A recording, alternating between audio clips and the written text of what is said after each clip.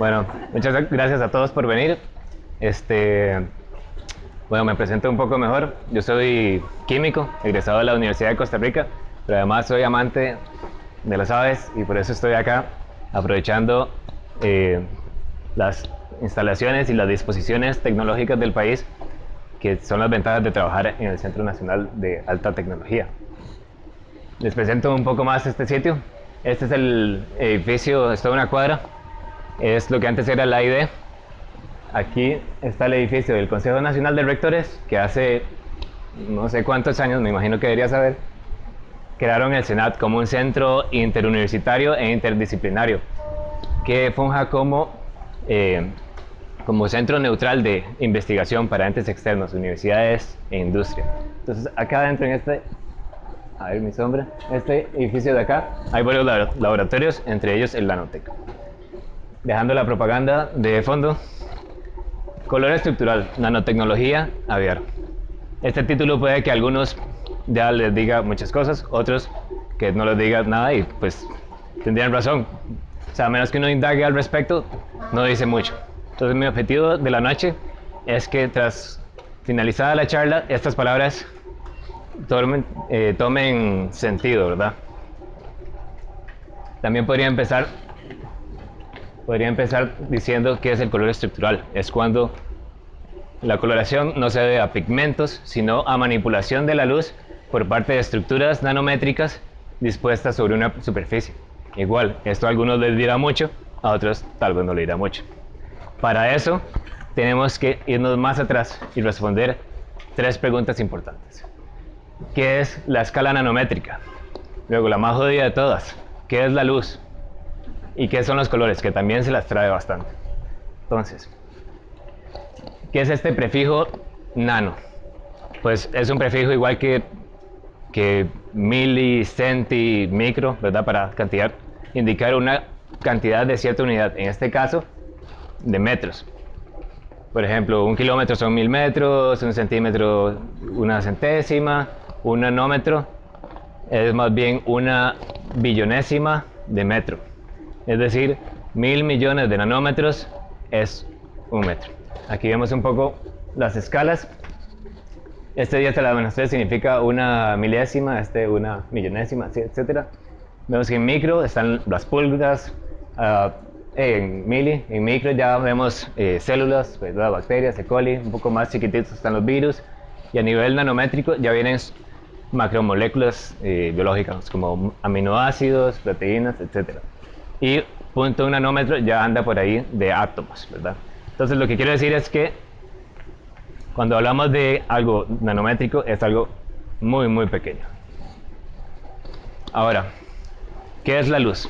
Antes de intentar responder a esta pregunta, imaginémonos una caja negra así oscura con una pequeña abertura arriba y estamos iluminando esa abertura. Entonces, ¿qué veríamos en el fondo de la caja?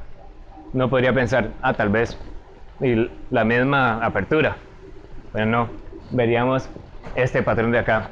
Esto se llama un patrón de difracción y está dado cuando es atribuido a las ondas, es decir, la luz se comporta y puede ser estudiada como una onda.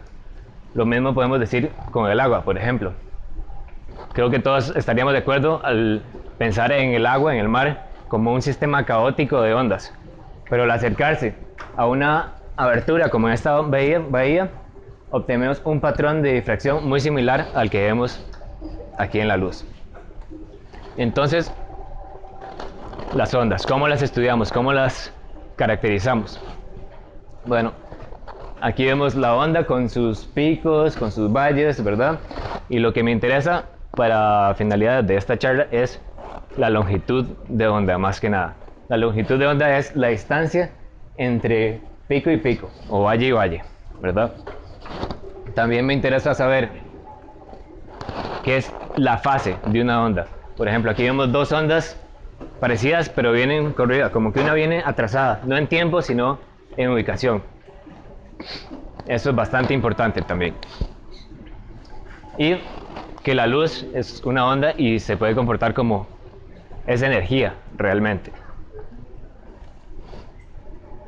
Ahora, imaginémonos un chavalo que tiene una cuerda y le está haciendo una pulsación, ¿verdad? Que es como una onda, o le está dando una serie de pulsaciones y ya vemos la onda completa. Ahora hay otro chavalo del otro lado que le está jodiendo la vida y está haciendo pulsaciones del otro lado de la cuerda. ¿Qué pasa? Bueno, si las dos pulsaciones vienen completamente desfasadas, conforme se acercan e interactúan, crean una interacción destructiva, se anulan. Pero si vienen completamente en fase, se intensifican, se suman. Ahora, teniendo esto en mente, volvamos al ejemplo que teníamos inicialmente. La gotita de agua y nuestra caja con una abertura. ¿Qué pasa si ahora son dos gotas de agua muy cercanas entre sí? O si nuestra caja tiene dos huequitos. Bueno, se crean estos patrones de difracción e interferencia. Vemos que hay partes donde el agua está quieta y donde se está moviendo más. Igual como vemos cuestiones más iluminadas y más oscuras. En las oscuras se está dando interferencia destructiva y se cancela totalmente. Lo más iluminado, viceversa, están en fase y se ilumina más. Entonces, ya que somos unos expertos en luz, vamos a ver qué son los colores. Para esto podemos preguntarles, ok, si es una onda, ¿cuál es la longitud de onda de la luz? Bueno, en realidad es que no es una, es todo un gran espectro que va desde metros, centímetros, milímetros, nanómetros, etc. Cuando la longitud de onda de la luz es a nivel de metros, tenemos las señales de televisión y radio. Microondas con lo que nos calentamos la comida, ultravioleta, lo que nos tenemos que proteger. Cuando son más pequeñas aún, rayos X con lo que nos sacan las radiografías. Pero hay un pequeño rango a nivel de cientos de nanómetros donde nuestro cerebro puede interpretar esa longitud de ondas como colores. Y es este pequeño tramo de aquí, de 700 a 400 nanómetros. Vemos que son los colores del arco iris. Ahora, ¿qué pasa con los colores que vemos normalmente? Por ejemplo, mi camisa gris o azul, mi piel, mi color de pelo. ¿Qué es lo que pasa con esto? Bueno, normalmente estos son colores que vemos gracias a pigmentos. ¿Qué son los pigmentos y qué es lo que hacen? Bueno, los pigmentos son moléculas, como es el caso de... Bueno, ya empezamos con un poquito de aves. Aquí tenemos esta tangara, la cual su color está atribuido por carotenoides. Esos son pigmentos de colores normalmente rojizos, amarillo, anaranjado. Este caso es específicamente este carotenoide, este carotenoide. Y la molécula lo que hace es que donde recibe la luz, que es energía, esta es afín a ciertas longitudes de onda que le van a hacer que sus electrones se exalten y corran a través de la molécula, ¿verdad? Básicamente se genera una pequeña conducción. De hecho, hay celdas solares basadas en este tipo de principios. Entonces, ¿qué pasa? Para este veranero rojo, lo que tenemos es que la molécula es afín a todo este rango de luz visible. Todo eso lo absorbe como calor y energía, y el resto del rojo está libre para ser reflejado, y así lo vemos de este color. ¿Qué pasa con este tordo sargento, el color negro? Eso está dado por melaninas. Melaninas es un pigmento muy común que tenemos, por ejemplo, nosotros en el pelo, lo que nos hace más morenitos o menos morenitos. Estos tienen colores oscurones, negro, grisáceo, café. Y lo que pasa es que la melanina, como en este tordo, es afín a todo el rango visible. Entonces todo lo absorbe y no deja nada para que nosotros podamos interpretar como color. Y es por eso que andar en un carro negro bajo un día soleado no es tan bueno. Entonces, ya contestamos estas tres preguntas, ¿verdad? Somos unos expertos. Ya podemos empezar a hablar de color estructural. Manipulación de la luz por estructuras nanométricas. Entonces les cuento otro fenómeno adicional que tiene la luz al interaccionar con la materia. Cuando la luz incide contra una partícula cuyo diámetro es similar a alguna longitud de onda de esta, se va a dispersar. Eso significa, por ejemplo, esta estructura tiene este diámetro que es exactamente igual, de hecho, a esta onda que tenemos ahí. Donde esta incide sobre esta estructura, se dispersa, es decir, se despapalla y sale para todo lado. Ahora, ¿qué pasa con longitudes de onda mayores o mucho menores? Bueno, esas pasan a través del material sin inmutarse y sin dispersarse. Es decir, que la dispersión es favorecida cuando lambda, la longitud de onda, es de un tamaño similar al de la estructura dispersante. Entonces, he aquí por qué son estructuras y arreglos nanométricos. Porque si al dispersarse, y eso es la clave de favorecer una longitud de onda y tener color, debería ser algo que esté en el orden de también el espectro visible, ¿verdad? Por eso es en un orden de cientos de nanómetros, como el espectro visible. Ahora, esta es como la parte que más me interesa de la charla realmente. Ver por qué es que pasa esto, ¿verdad? Cuando tenemos dos agentes dispersantes, uno a la par del otro, e imaginémonos solo estos dos haces incidentes de una longitud de onda lambda a y estos haces dispersados. Aquí en realidad esto es luz que viene por todo lado, de todas direcciones y con muchas longitudes de onda, pero para simplificar el esquema vamos a tenerlo así, ¿verdad? Entonces, ¿qué pasa? Para este caso tenemos que las ondas dispersadas están alineadas pico con pico, valle con valle. Esto significa que para este sistema el color respectivo a esta longitud de onda sería reforzado constructivamente y lo estaríamos viendo. Ahora, el mismo dibujo literalmente dice copy-paste, ¿verdad? Para que vean que todos son las mismas condiciones, nada más que ensanché la onda, es decir, una longitud de onda mayor, similar igual a las estructuras estas, pero mayor. ¿Qué pasa? En este caso, las ondas dispersadas están alineadas valle con pico, es decir, hay una interferencia destructiva. Aquí este color no se vería del todo. Entonces podemos decir, el color favorecido depende del tamaño de las estructuras dispersantes y la distancia entre ellas. ¿El tamaño por qué? Bueno, porque según sea el tamaño va a favorecer un color o el otro, pero ¿por qué la distancia? Volvamos a este dibujito. Está igual, valle con valle, cresta con cresta. Y vamos a correrlo apenas un poquito, alejémoslo.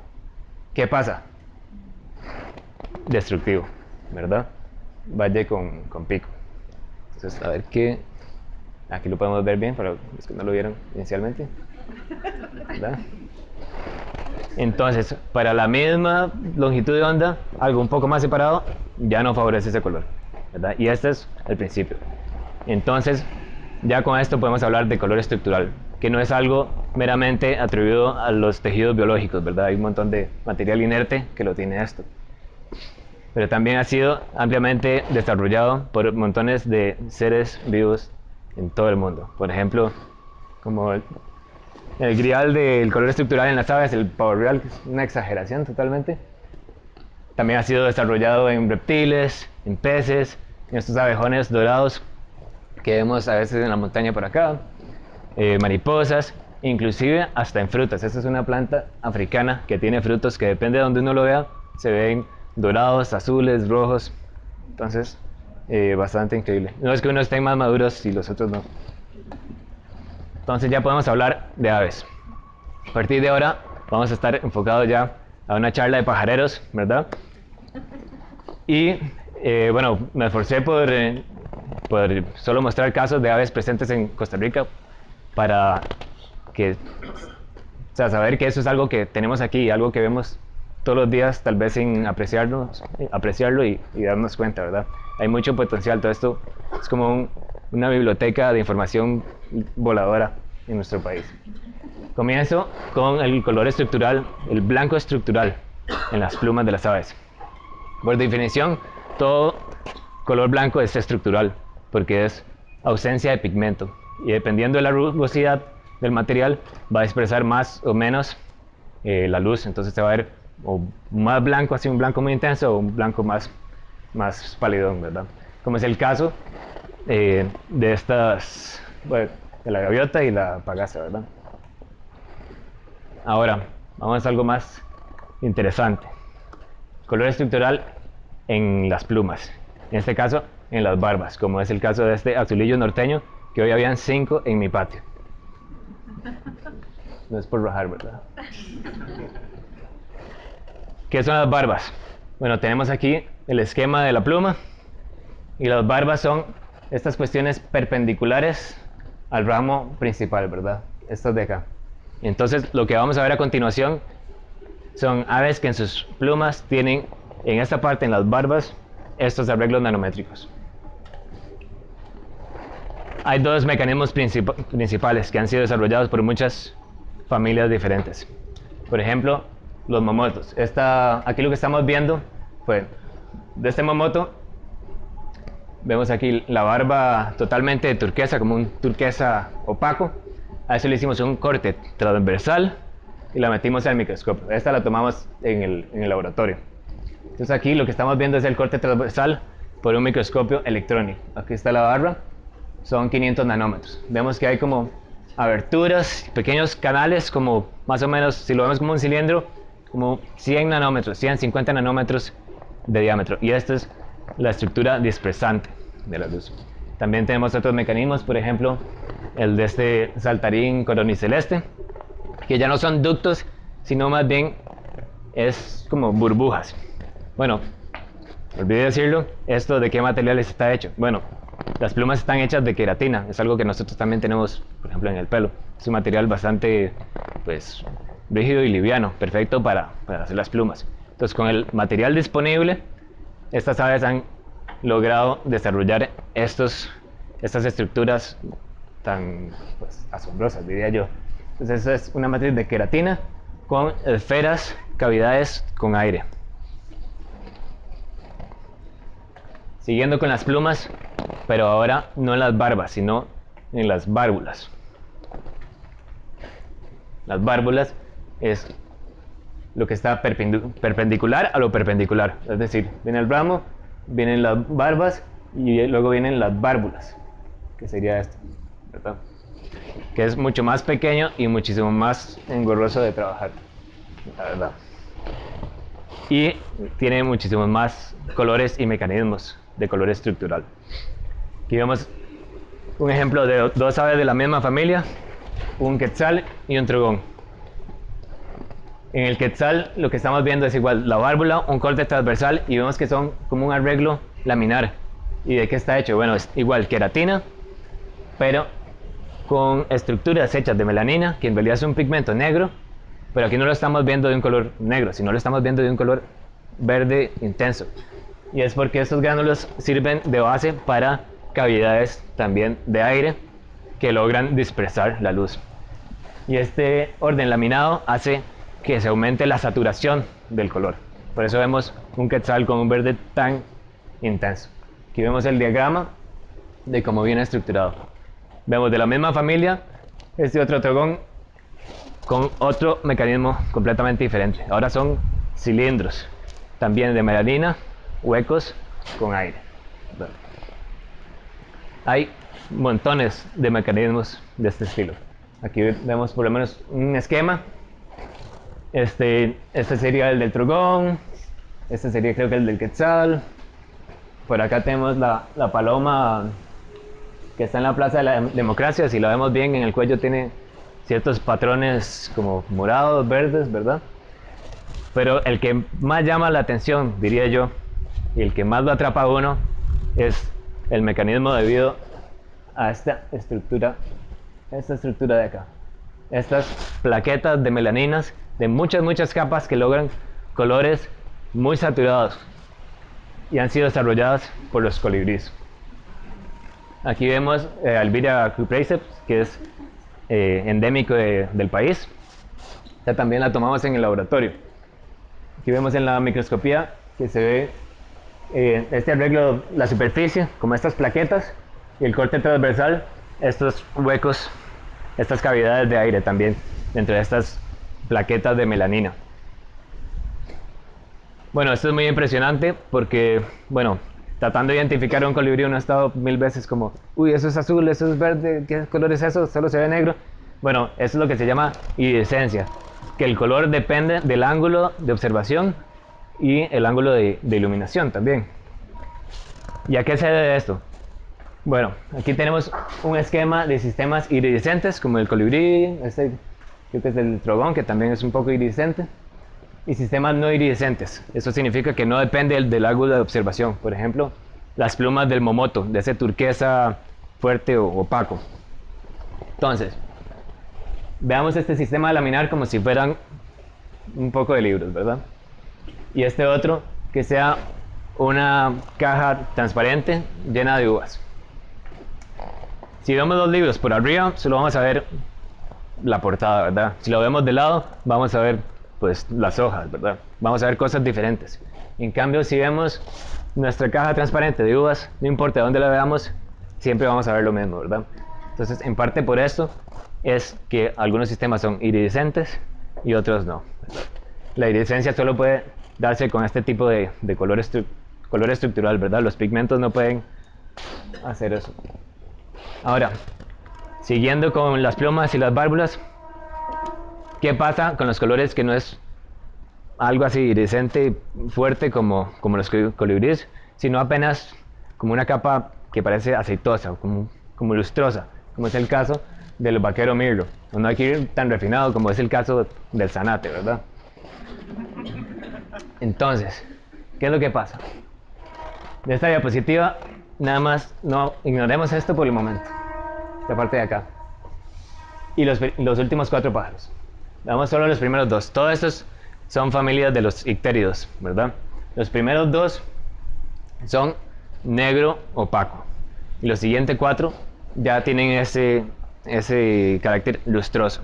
Entonces, si vemos un corte transversal de las válvulas de los primeros 2, vemos que tiene una dispersión de gránulos de melanina, que es el pigmento negro, que es lo que le da esta tonalidad negra, oscura, fuerte. Y si vemos las 4 siguientes especies, tienen un sistema parecido, pero como que los gránulos tendieron a estar en la periferia y adentro ya están como un poco esparcidos, ¿verdad? Esto lo que genera es apenas una lámina que hace el color estructural. Por eso no es tan fuerte, pero es como lustroso, ¿verdad? Hay una hipótesis que es que esto ha venido evolucionando pues, en mayor medida que los demás colores estructurales, puesto que solo requiere de una lámina, ¿verdad? Para hacerlo. Es como un acomodo más sencillo. De hecho, si nos vamos a una diapositiva más, vemos un montón de ictéridos y un mapa filogenético, ¿es verdad? Aquí no soy un experto en esto, pero lo que tengo entendido es que entre más corta sea la distancia que hay que recorrer entre especie y especie, es que están mayormente emparentados.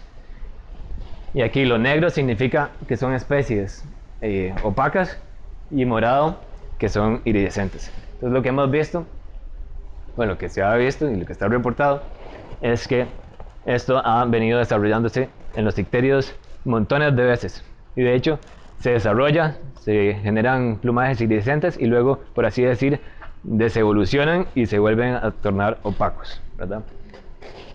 Ahora, hemos estado hablando solo de plumas. ¿Qué pasa con la piel de las aves? ¿Verdad?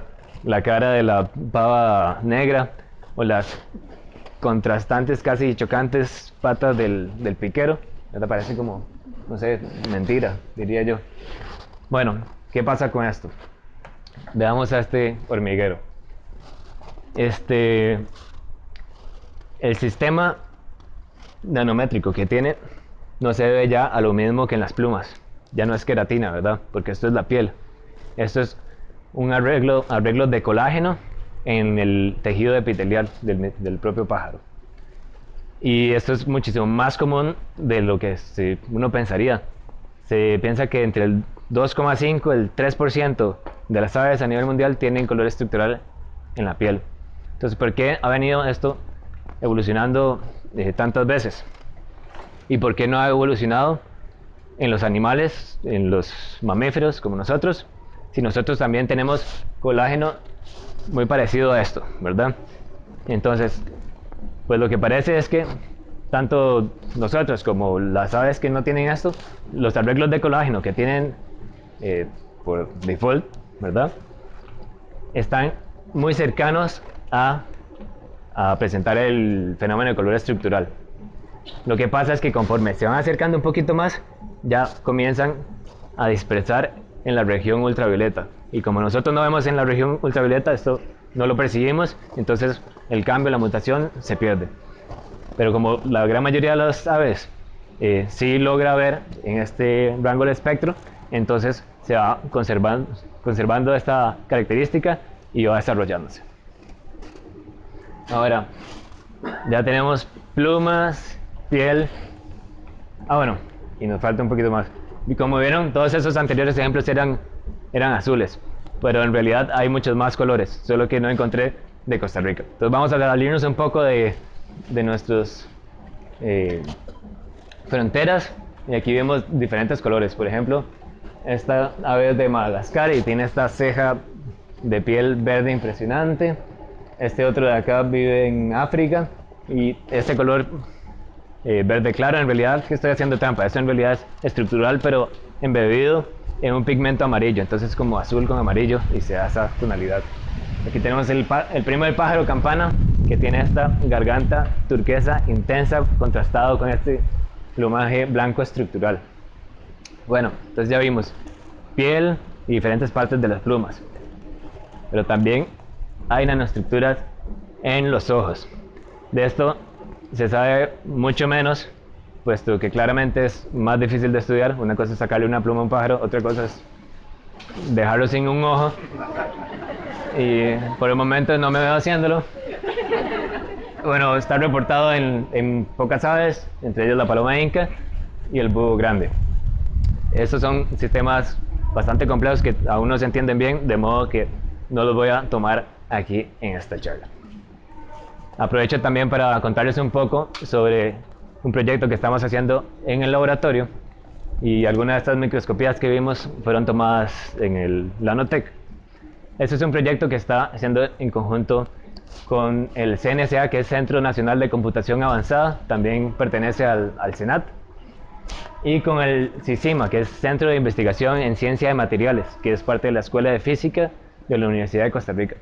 Bueno, para un público pajarero tal vez no haga tanta falta explicar por qué la importancia de esta investigación, ¿verdad? No solo enriquecer nuestro conocimiento en aves, descubrir nuevas tendencias filogenéticas, o no sé cuál será la palabra, sino también entender mejor cómo las estructuras biológicas manipulan los factores externos como la luz y poder aprovecharlos a nuestro beneficio, creando materiales bioinspirados, ¿verdad? ¿Cuántas veces la tecnología no se ha aprovechado de esto para crear algo que nos beneficie, ¿verdad?